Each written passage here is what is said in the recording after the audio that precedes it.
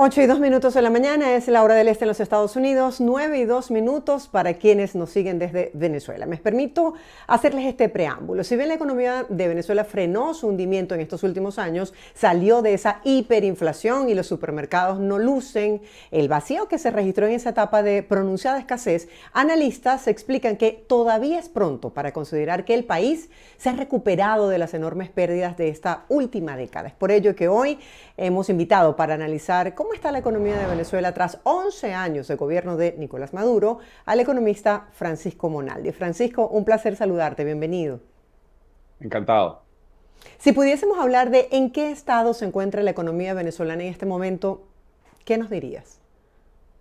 Bueno, el año pasado, como bien dijiste, hubo una leve recuperación. Se puede ver en términos porcentuales como una recuperación importante si la compararas con otros países. Entre 4 y 5% es el estimado de crecimiento del Producto Interno Bruto, pero como también bien decías, veníamos de un colapso que no se había visto en la historia de América Latina, de entre 70 y 80% de la economía en los años anteriores. Ya para el año 2023 había una estabilización, una leve recuperación, y el año pasado algo de recuperación. Fundamentalmente, la gran mayor parte de esa recuperación viene del crecimiento de la producción petrolera, particularmente de la empresa Chevron en Venezuela. Sí, justamente veía un informe de la OPEP que decía Venezuela subió al segundo lugar como suplidor de petróleo de Estados Unidos en menos de un año. ¿Qué nos puedes decir acerca de la relación de Venezuela y Estados Unidos en materia petrolera? Bueno, durante el periodo de sanciones, es decir, del año 2019 al año 2022, no hubo ninguna exportación de crudo venezolano a los Estados Unidos porque estaban sancionada PDVSA, pero a partir de finales del año 22 y en los dos últimos años, básicamente, la empresa Chevron ha sido autorizada a exportar crudo a los Estados Unidos, y PDVSA le ha dado un nuevo contrato que le permite a ellos controlar el flujo de caja, pagar parte de la deuda que PDVSA tiene con ellos. Y más recientemente, la empresa Repsol de España también ha obtenido una autorización para exportar, y también ha exportado a los Estados Unidos y a Europa, pero principalmente Chevron, y ya ha llegado esas exportaciones entre 260, 290 mil barriles diarios, y por eso es que Venezuela se ha transformado otra vez en un suplidor relevante de Estados Unidos. Hay que, sin embargo, acotar que Estados Unidos hoy en día es un exportador neto de petróleo, exporta más de lo que importa, o sea que Estados Unidos ya no es dependiente, digamos, de las importaciones. Ahora, ¿qué tan importante es Venezuela como suplidor de petróleo a Estados Unidos? Bueno, como decías, ha vuelto a ocupar un rol, digamos, relevante, pero es muy, muy importante entender que Estados Unidos está produciendo tanto petróleo. Para darte una idea, Estados Unidos entre petróleo y líquidos, de hidrocarburos líquidos, está produciendo 20 millones de barriles de los 103 que se producen en el mundo, es decir, el 20% de la producción mundial. Y en términos netos, importa algo porque en algunas regiones de Estados Unidos, o por el tipo de crudo, como es en el caso de Venezuela, que a Estados Unidos le conviene importar algo de crudo pesado, pero en neto Estados Unidos no necesita al petróleo internacional, porque más bien tiene una sobreabundancia de petróleo con respecto a lo que consume. Ahora, en el caso de Venezuela hemos escuchado ciertas polémicas porque hay quienes dicen, bueno, es que se da esta relación con el gobierno de Estados Unidos porque el gobierno de Venezuela no puede así saldar la deuda con el país. Pero en este caso, ¿realmente se genera una utilidad para el gobierno de Venezuela? Fíjate, una parte de las ventas esas que ocurren en Estados Unidos va para pagar la deuda que Venezuela, que PDVSA tiene con Chevron. Otra parte va para invertir en los proyectos de Chevron con PDVSA en Venezuela. Y eso es lo que ha permitido esa suba tan significativa en la producción de Chevron en Venezuela. Chevron hoy constituye alrededor del 25% de la producción de Venezuela, y más del 80% del incremento de producción en los últimos 2 años. Pero hay una parte, evidentemente, que va al gobierno venezolano vía PDVSA y vía pago de regalías. Entonces, el gobierno venezolano se beneficia, pero digamos, si exportar ese crudo a la China en el mercado negro, obtendría un menor precio, pero no tendría que pagarle a Chevron, ¿no? Entonces, es más favorable para el gobierno venezolano, pero tiene una alternativa que es el mercado negro. Ahora, Francisco, la ruptura, por ejemplo, de Venezuela con algunos países del mundo puede tener un impacto a nivel económico o en los aliados del gobierno en la actualidad pueden suplir esas negociaciones. No, fíjate, si llegara a pasar que los Estados Unidos cancela las licencias a Chevron, a Repsol y a otra pequeña empresa europea, sería un golpe importante para el gobierno venezolano y para la economía venezolana en el sentido de que todo ese crudo que ahorita se está exportando a Estados Unidos y a Europa, e incluso los diluyentes que compran para el crudo está pesado desde Estados Unidos y Europa, tendrían que, en el caso de los crudos venezolanos, tendría que ir prácticamente todo a China otra vez, como iba hasta hace 2 años, a descuentos muy significativos. Y en el caso de los diluyentes, Venezuela tendría que volverle a comprar a Irán esos diluyentes y la gasolina que estaba importando antes Venezuela. De manera que sí sería un evento negativo importante y eso puede hacer que el año 2025, si ocurriera eso, la economía creciera menos que este año. Ahora, según las políticas en materia económica que ha implementado el oficialismo en estos últimos años, ¿cuáles pudiesen ser las proyecciones para la economía, tomando en cuenta que siempre la economía tiene una dependencia de lo económico y en medio de esta volatilidad institucional y jurídica, cómo pudiese afectar, por ejemplo, las relaciones que ya existen entre Venezuela y otros países del mundo? Sí, mira, yo creo que tenemos básicamente dos escenarios en qué puede pasar con la economía. Un escenario en que siguen las cosas como están, más o menos, es decir, se siguen las licencias, se sigue exportando. Obviamente la economía no le va a ir tan bien como le fue el año pasado, que como decíamos, era una recuperación de un foso, porque después de lo que ocurrió en las elecciones en Venezuela, la relación de Venezuela con el mundo se ha deteriorado mucho y además eso ha llevado a que algunos inversionistas que estaban pensando de la India, por ejemplo, o de Brasil, que estaban pensando en invertir en Venezuela, ahora obviamente van a ser muy cautelosos. Entonces, el escenario, digamos, base, si uno ve las proyecciones del Fondo Monetario, de la CEPAL, son que Venezuela crece alrededor del 3%, es decir, un poquito menos la mitad del año pasado, un poquito más de la mitad. Pero si llegara a pasar que se cancelan las licencias, ya estamos hablando ahí de un crecimiento muy bajo, de entre 0 y 1%. ¿Cuál es el papel para entender un poco que ha jugado las criptomonedas en la economía venezolana? Mira, las criptomonedas se han transformado en un elemento muy importante porque desde el punto de vista del gobierno son la manera donde ellos cobran buena parte de las ventas en el mercado negro en la China y eso a su vez hace que otros actores en la economía terminen usando criptomonedas. Obviamente es algo que tiene muy poca transparencia en el sentido de que no sabemos bien cómo se usan esos recursos y quién los obtiene, etcétera. Pero sin duda ha habido un incremento importante de ese uso de criptomonedas y por supuesto también de otros actores del sector privado que usan criptomonedas, en particular porque, bueno, el bolívar obviamente se ha deteriorado. Por cierto, que uno de los problemas ahora que han tenido post el fraude electoral es la devaluación del bolívar otra vez. La inflación está volviendo a repuntar en Venezuela, que ellos habían logrado controlar, pero ya para el mes de diciembre uno ve un incremento de la inflación y eso pudiera llevar, sobre todo si se cancelan las licencias, a que tengamos inflación otra vez de 3 dígitos en el año 2025. Ahora, ¿cuán importante ha sido para Venezuela la relación con Rusia y con China, por ejemplo? Bueno, la relación con China fue importantísima durante el periodo en que Chávez estaba vivo.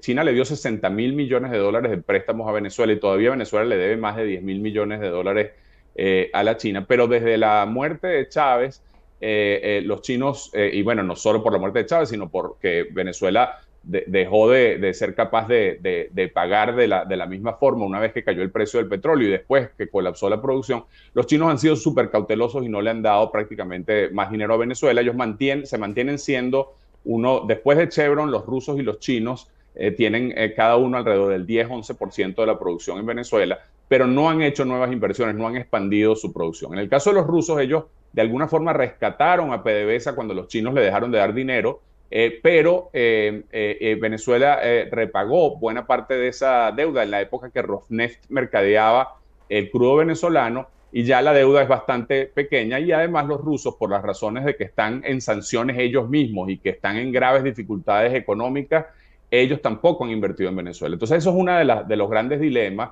para el gobierno de Maduro, de que él no tiene digamos, alternativas importantes a las inversiones, digamos, del mundo occidental. Ni los chinos, ni los rusos, ni los iraníes los pueden rescatar de la falta de inversión.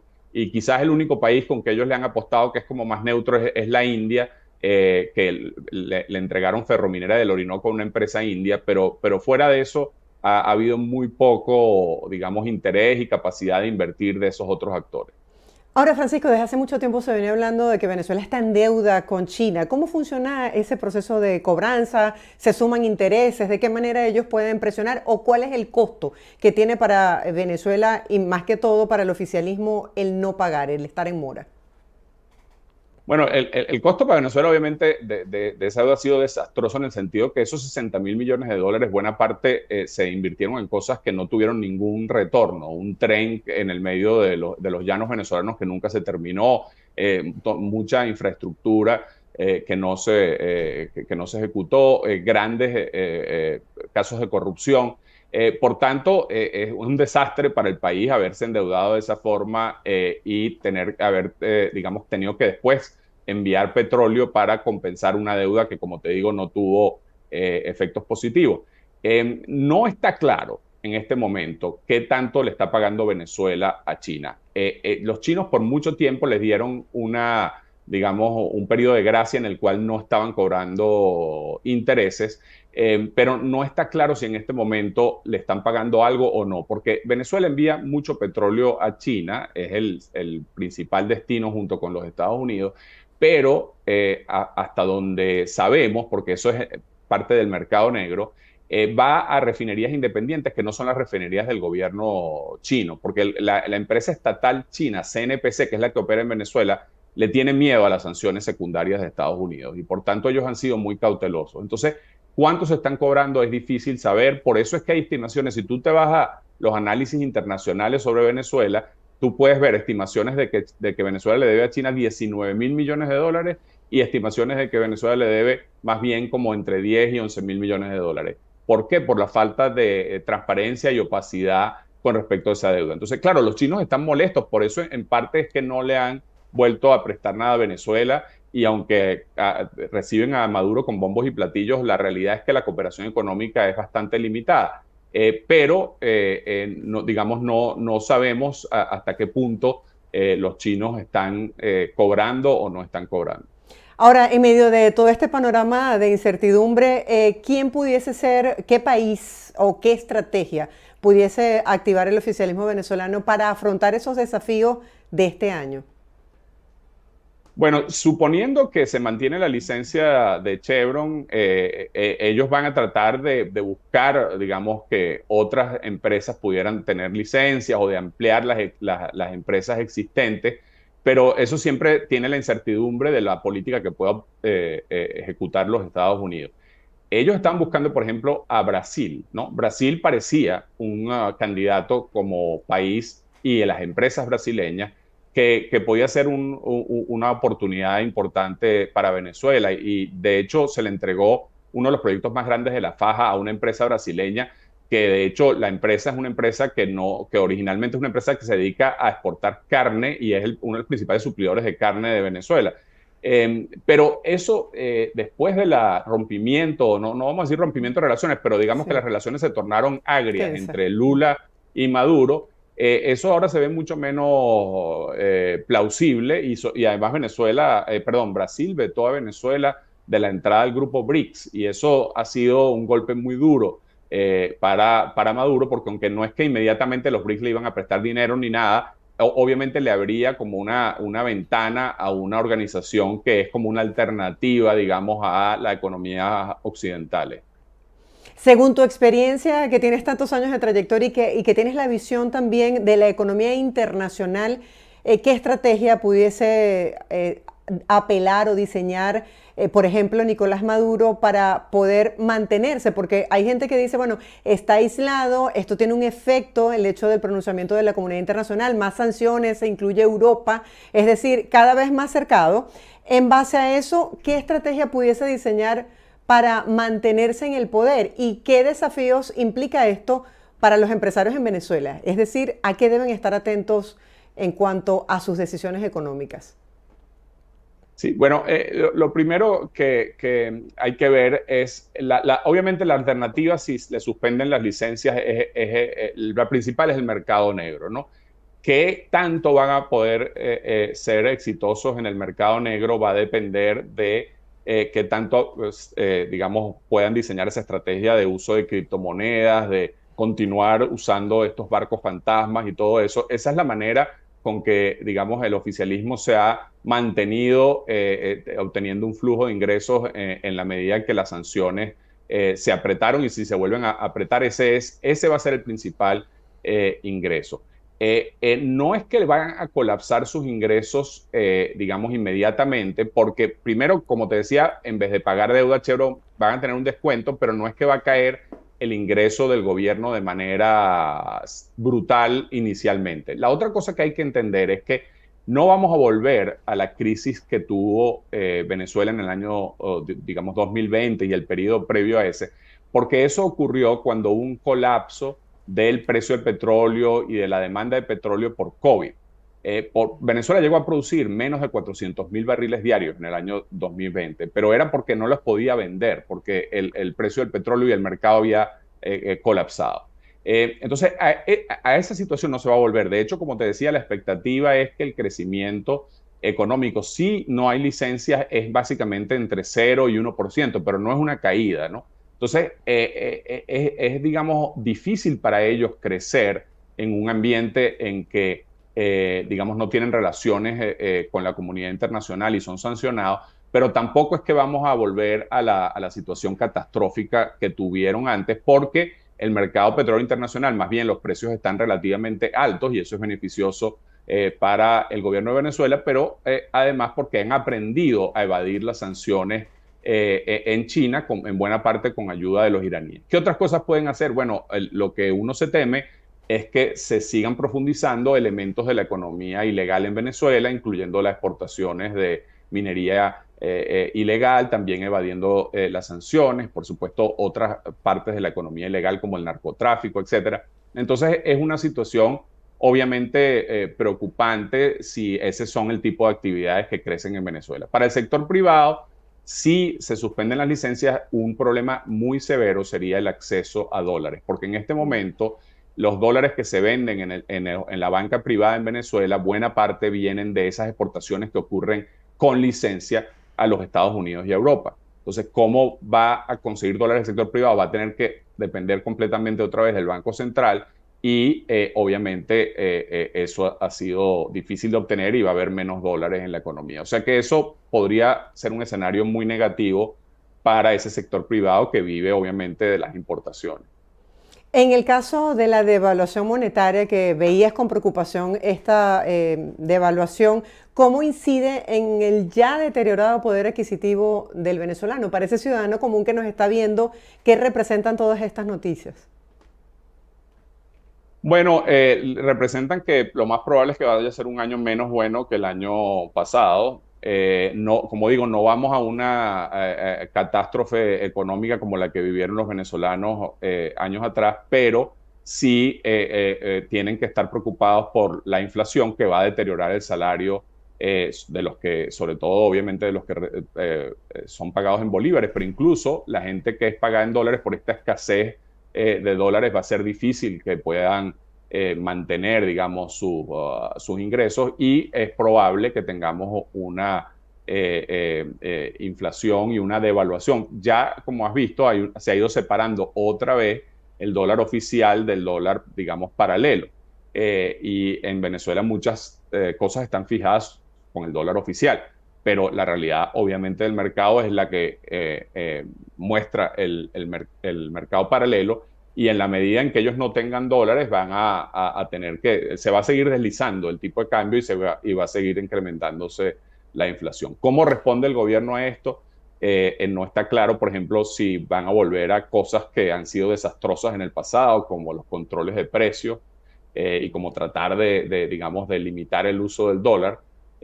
Pero en todo caso va a ser un año complicado si se eliminan las licencias, e incluso si no se eliminan las licencias, obviamente la economía venezolana no tiene las perspectivas que tenía antes, dado que la comunidad internacional no acepta obviamente la legitimidad del gobierno de Venezuela. Bajo este contexto, ¿qué tan importante o beneficioso es para Venezuela la relación comercial con Colombia?